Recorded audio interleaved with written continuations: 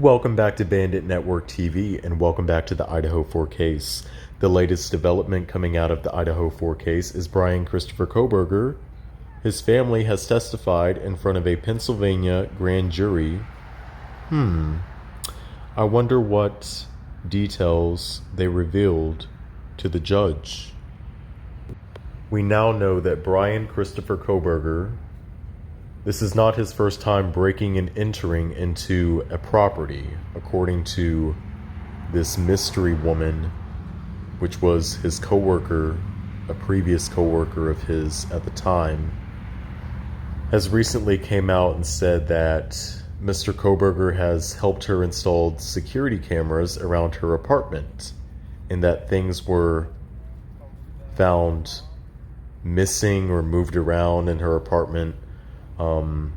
The point is being, it's terrifying.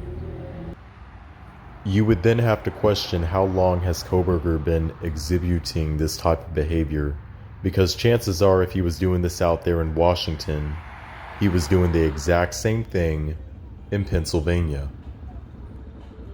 Who else might we learn about that was associated with Kohberger's alleged stalking history, criminal history? Was his entire plan to move out to Washington start at Wazoo just to stalk the Idaho 4?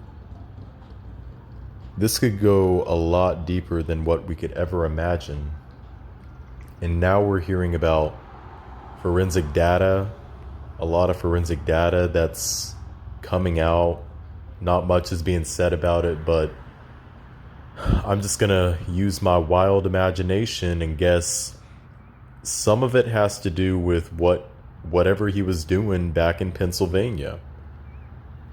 He might not have had intentions on taking another life of a human being in Pennsylvania, but maybe he was building up to that point. You know, who else was he stalking? Who else was he following around? Who else was he volunteering to help install security cameras, trying to snake his way into their apartment or house? It's just creepy.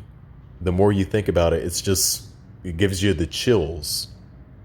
So, with that being said, I'm curious to what the parents and family of Mr. Kohberger told the grand jury. We're probably not going to know about that because of the gag order. But then again, we may. Who knows? There's a certain law in Pennsylvania that protects the right of freedom of speech. So, like I said, we're going to have to wait and see until October. Anything can change. He may change his plea. Also, the prosecution has to decide if they want to go for the death penalty or not. And my guess is they're going for the death penalty. The family of Kaylee Gonzalez has already openly said they are seeking the death penalty in this case. Maybe that will motivate Kohberger just to admit up to what he's being accused of doing, instead of letting this entire thing drag out and re-victimizing the families.